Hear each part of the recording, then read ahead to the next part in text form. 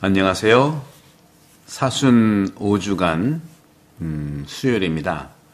이제 성주간 코앞에 다가 있고요. 부활도 얼마 남지 않았습니다. 계속해서 요한복음을 우리가 듣고 있는데 오늘 복음은 요한복음 8장 31절에서 42절의 말씀이죠. 오늘 예수님께서는 아주 중요한 우리 자유와 진리에 대한 가치를 나눠주십니다. 주님께서 유다인들에게 이렇게 말씀하고 있죠. 특히 예수님이 당신을 믿는 유다인들에게 얘기한 거예요. 당신을 반대하는 유다인들이 아니라 당신을 믿는 유다인들이니까 기본적으로 예수님의 이 가치를 공유하고 있는 사람인데 그들에게 더 심도 있게 자유와 진리에 대한 아주 구체적인 그런 설명을 해주십니다. 어떻게 보면 우리 신앙인들에게 있어서 영성 심화, 영성 생활의 가장 중요한 부분을 건드린다고 볼 수 있겠죠. 바리사이나 그냥 예수님 믿지 않는 유대인들이 아니라 유대인들 중에 예수님을 믿는 사람들에게 말씀하시는 거예요. 그래서 주님께서는 너희가 내 말 안에 머무르면 참으로 나의 제자가 된다. 그러면 너희가 진리를 깨닫게 될 것이다. 그리고 진리가 너희를 자유롭게 할 것이다 하고 말씀하시죠. 스승은 필요합니다. 혼자 가는 건 어느 정도는 가도 성장할 수가 없다고 저는 보는 거죠. 저도 테니스를 많이 좋아합니다만은 오래 쳤지만 제가 시드니에서 코치를 잘 만나서 제가 나이 들어도 테니스를 잘 칠 수 있기를 바랍니다 했더니 그러려면 프로처럼 쳐야 된다는 말을 했을 때 약간 제가 충격적이었어요. 나는 아마추어인데 아마추어 정도가 그냥 치면 될까 했는데 그렇지 않습니다. 우리도 역시 마찬가지예요. 그래서 저도 2년 동안 체계적인 그 테니스 교육과 원리를 배웠죠. 물론 축구 감독이 축구를 잘하는 건 아니지만 원리를 알고 있기 때문에 전술 전략을 할 수 있겠죠. 저도 그래서 지금은 테니스에 보는 시선이 달라졌고요. 그리고 원리를 압니다. 이제 제가 그렇게 훈련받은 선생님으로부터 훈련받은 것을 가지고 꾸준히 제가 할 수 있는 것이죠. 영성생활과 오늘 진리와 자유에 대한 것도 똑같다고 저는 보는 겁니다. 바로 스승님이 바로 예수님이시죠.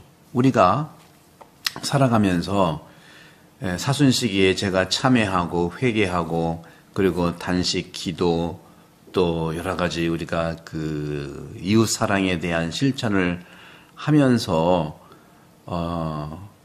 우리의 오류라든가 잘못이라든가 죄에 대해서 깨닫고 정말 부끄럽게 생각하면서 변화를 우리가 시도하지 않습니까? 그런데 그런 차원에서 오류를 다시 깨닫고 그것을 교정하는 것은 우리 진리와 자유로 가는 첫걸음인데 그렇게 홀로 변화를 하고자 하는 변화기를 알아차리는 것도 굉장히 어려워요. 그리고 그런 점에서 자유를 착각해서 자유와 반대되는 것들에 우리가 종속되고 우리가 또 노예가 될 수가 있는데 바로 그럴 때 많은 중요한 자유나 진리에 대한 것도 우리가 잘못될 수가 있는 거예요. 스승이 필요하다는 말씀 제가 이제 드리는 건데요. 그런 점에서 우리가 요즘에 성경 공부도 많이 하고요. 얼마나 유튜브에서 좋은 말씀들이 많습니까? 또 본당에서 성경 공부 나눔도 많이 하죠.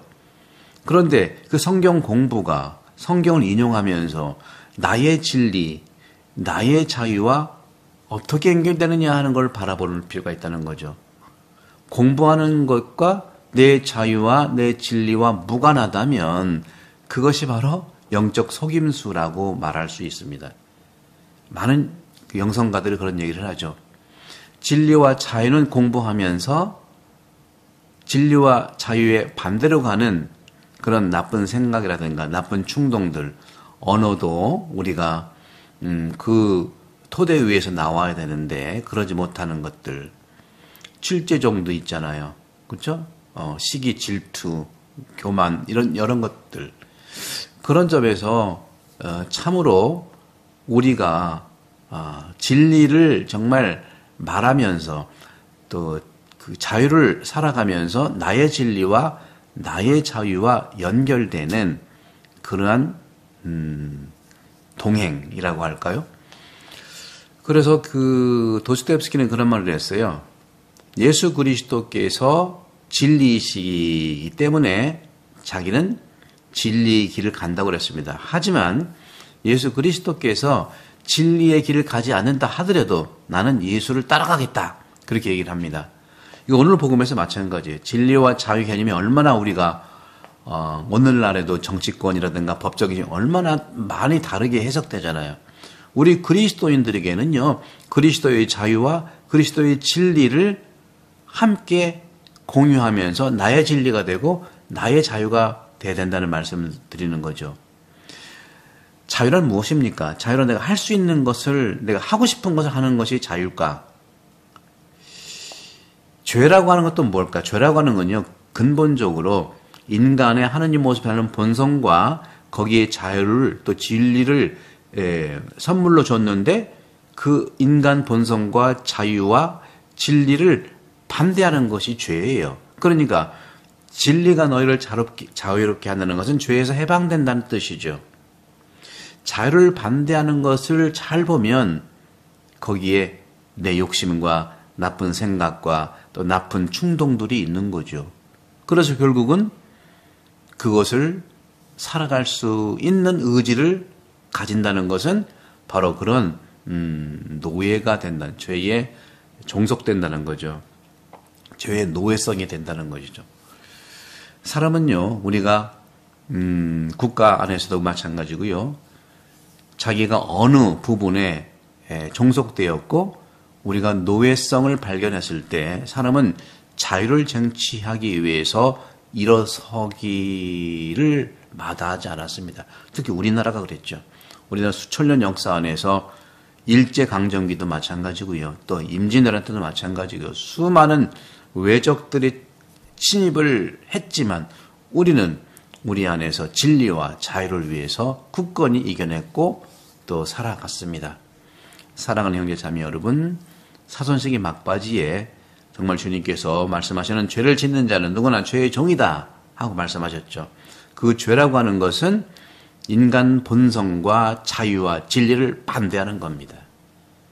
자유를 반대하는 것, 이것은 나쁜 생각이죠. 여기에 우리는 거부를 해야 된다는 것이죠. 그러면서 주님께서는 아들이 너희를 자유롭게 하면 너희는 정녕 자유롭게 될 것이다.